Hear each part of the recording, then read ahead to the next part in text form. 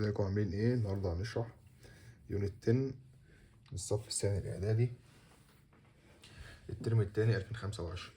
طبعا عندنا في جزء قواعد بتاع الوحده في اسمه ترتيب الصفات. طيب ترتيب الصفات ده عامل مشكله ناس كتير، وفي ناس كتير بتحس ان هو صعب مع انه درس سهل جدا. انا عايزك بس تجيب معاك كشكولك وتحضر معايا وتكتب ورايا، واوعدك ان تطلع من الفيديو دوت فاهم ازاي تحل درس الصفات من اسهل الدروس اللي عندك.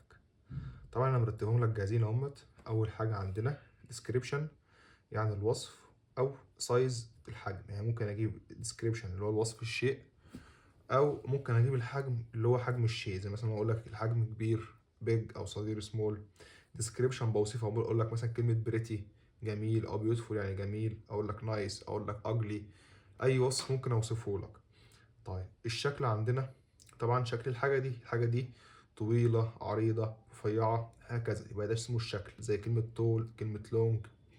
طيب عندنا بعد كده الايدج ديت يعني العمر. الحاجة دي مودرن يعني جديدة، ولا اولد قديمة.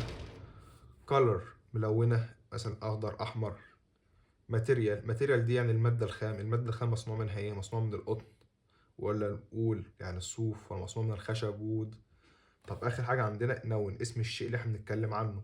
انا مثلا بتكلم عن دريس فستان، او بتكلم عن جاكيت اللي هو الجاكيت. طيب تعال ركز معايا في الامثله دي وانا افهمك ازاي تحل بالراحه. اتس وبقول جايب لك اختيارات عايزك ترتبهم. جايب لك كلمه كوتون وريد بيوتيفول تيشيرت. طيب عشان نحل السؤال دوت كلمه تيشيرت ديت طبعا ديت الماده الخام، دي اخر حاجه اهي. التيشيرت ديت اللي هي الماده الخام اللي اتصنعت خلاص، دي الماده الخام، سيبها على جنب خلاص. طب هنا عايزين ازاي نرتب الحاجات ديت؟ هنرتبهم من ورا لقدام، بمعنى هنشوف هنا من ورا لقدام عشان المسألة علينا. احنا عايزين حاجة ماتيريال اللي هي زي مثلا اللي هي المادة الخام، زي اللي هي القطن والحاجات من دي. طبعا اسم الشيء اللي هو التيشيرت، احنا خلاص حطينا اسم الشيء تيشيرت دوت موجود جاهز خلاص، سيبه. بص على اللي قبله، المادة الخام. فين عندك المادة الخام هنا؟ بيوتيفول دي مادة خام؟ أكيد طبعا لأ. ريد دي مادة خام؟ طبعا لأ. قطن؟ طبعا القطن دي مادة خام. يبقى دي آخر حاجة هنحطها، يبقى دي نكتب عليها كده رقم 3 مثلا. دي نكتب عليها مثلا إيه؟ رقم 3، إن دي آخر حاجة هنحطها. طيب تعال ندور على اللي قبلها. قبل الماتيريال إيه؟ كلر اللون. طيب فين اللون عندك؟ مستر ريد ده اللون الأحمر، يبقى دي رقم 2. احنا بنرتب من العكس خلي بالكم، وقلنا القطن ديت آخر حاجة. طيب معكش فرق غير كلمة بيوتيفول دي اللي هي أول واحدة.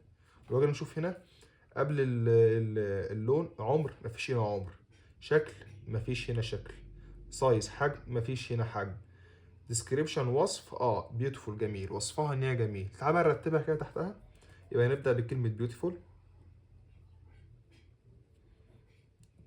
لأن ديت الوصف. بعد كده جبنا بعدها اللون اهيت اللي هي ريد، وبعد كده القطن اللي هو كوتون. سهلة كده. يبقى احنا اللي عملنا ايه؟ اسم الشيء موجود يا مستر، اللي هو التيشيرت ده اسم الشيء. طيب ماشي، سهلة كده؟ سهل. طيب ماتيريال المادة الخام، شوف المادة الخام فين عندك؟ اهي القطن يا مستر، دي مادة خام، يبقى دي آخر حاجة، اكتب على رقم 3. أو ممكن يجيب لك 3 صفات أو 4 صفات، أنت تشوف فيهم. طيب بعد كده كلر اللون، يبقى دي رقم 2. في عمر؟ لا مفيش. في شكل؟ لا مفيش. في حجم؟ مفيش. يبقى كلمة بيوتيفول دي اللي هي الوصف أول حاجة، يبقى اتس بيوتيفول ريد كوتون تيشيرت. طيب تاني مثال عندنا أنا عايزك تحله لي تكتبه في الكومنت. طبعا مثال سهل اهوت. اتس بيقول لك بيج وايت بيوتيفول هاوس. عايزين نقول ايه؟ منزل كبير، ونشوف بقى الصفات بتاعته هترتبها ازاي. طبعا لو انت مشيت بنفس الخطوات ديت هترتبه سهل خالص. تمام. نخش على الجزئيه اللي بعدها. جزئيه برضك سهله، يعني مش عايز اقول لك غير ان سنه رابعه كانوا بياخدوها في الترم الاولاني الجزئيه دي. طيب عندنا في حاجه اسمها اسماء الاشاره او الاشاره عندنا. طبعا عندنا كلمه ذس وكلمه ذات، وعندنا كلمه ذيس وكلمه ذوس. انا عاملهم لك بشكل مربع كده عشان ايه؟ هفهمك ازاي يتحلوا. بص من الاخر كده خلاصه الكلام، عندك كلمه this وذات، الاثنين الحلوين دول كده اهمت مفرد. الاثنين دول ايه؟ مفرد. طيب يا مستر الاثنين دول للمفرد. this ديت مفرد قريب. مفرد ايه؟ قريب. اما اجي ايه اشاور لحاجه قريبه. طب ذات ديت مفرد بعيد. سهله كده؟ سهله يا مستر. يبقى عندنا this وذات بيعبروا عن شيء مفرد. this دوت شيء مفرد قريب، وذات دوت بعيد. طيب عندنا زيس وزوز. طيب زيس وزوز دول جمع، بيعبروا عن شيء جمع. طيب زيس الجمع القريب، زيس جمع قريب، اللي فيها 2 اي ديت جمع ايه؟ قريب. طب زوز ديت جمع بعيد. طيب يا مستر انا مش فاهم، ممكن تديني امثله؟ اقول لك حاضر. ركز معايا في الامثله ديت وحاول تفهم. لما اجي اقول لك this book is mine، اهو جبنا هنا كده ايه؟ this. ليه جبنا this؟ ان الكتاب دوت شيء مفرد. هل هنا حاطط اس؟ لا، ده دوت مفرد. طالما مفرد هنجيب يا اما this يا اما that. طبعا الكتاب ده بيقول لك الكتاب ده بتاعي، معنى كده ان الكتاب دوت قريب منه. طالما الكتاب ده قريب او الشيء ده قريب يبقى this. طيب ناخد مثال كمان، ركز معايا هنا اهو. مثال تاني اهو، that house is big. اه جبنا هنا كلمة ذات ديت المفرد البعيد. ليه جبناها؟ بيقول لك ذات هاوس از بيج، هذا المنزل ايه؟ كبير. طبعا انا واقف بعيد وقاعد بشاور على ايه؟ على المنزل. المنزل ده بعيد عني. طالما شيء بعيد عني ومفرد يبقى نختار ذات. يبقى تاني كده this ديت مفرد قريب. لما اجي اقول لك اهو القلم ده، مثال بسيط اهو، القلم ده، مش القلم ده قريب مني اهوت، اقول عنه this، مش هو قلم واحد يبقى this. طيب لو اكتر من قلم هنقول زوز. طبعا لو اكتر من قلم، لو قلمين مع بعض اهوت قريبين مني هنقول ايه؟ زيس قصدي. تاني لو قلم واحد، قلم واحد قريب مني هقول زس، اللي هي ده زس مفرد قريب عشان ده مفرد. طب القلم ده لو رميته بعيد يبقى ده كده بقى بعيد عني، يبقى اقول ذات. تمام. طيب مثال تاني اهو، انا على نفس الموضوع، دول قلمين، قلمين اتنين، الاتنين دول يبقوا جمع. طبعا الانجليزي ما فيهوش مثنى، هو مفرد يا جمع يا جمع. طبعا ده جمع. الجمع عندنا بنختار زيس، الجمع بنختار ايه؟ زيس. ليه؟ لانه جمع قريب. طيب القلمين دول لو رميتهم بعيد يبقى نقول زوس لانه جمع بعيد. يا رب كده تكون وصلت. لو مش فاهم ارجع الفيديو تاني وانت تفهم الموضوع. اهو اديك امثله تانية على الجمع. اقول لك these shoes are comfortable.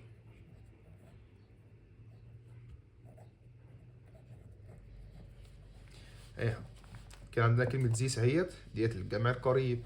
طب اللي جه بعدها ايه يا مستر؟ ده جمع شوز، يعني ايه؟ حذاء. الحذاء دوت جمع لانه بيتكون من حاجتين وفي اس اهو يا مستر، يبقى ده جمع. بقول لك هذا الحذاء مريح، يبقى الحذاء دوت جمع بس قريب مني فاخترنا زيس. طيب ناخد مثال على الجمع البعيد. عندنا في كلمة اسمها زوز، دي للبعيد، الجمع البعيد. these cars are expensive. طيب عندنا كلمة زوز اهيت دي الجمع بعيد. العربيات دي جمع فيها اس اهي كارز، يبقى دي جمع. طالما شيء جمع يبقى نختار زوز.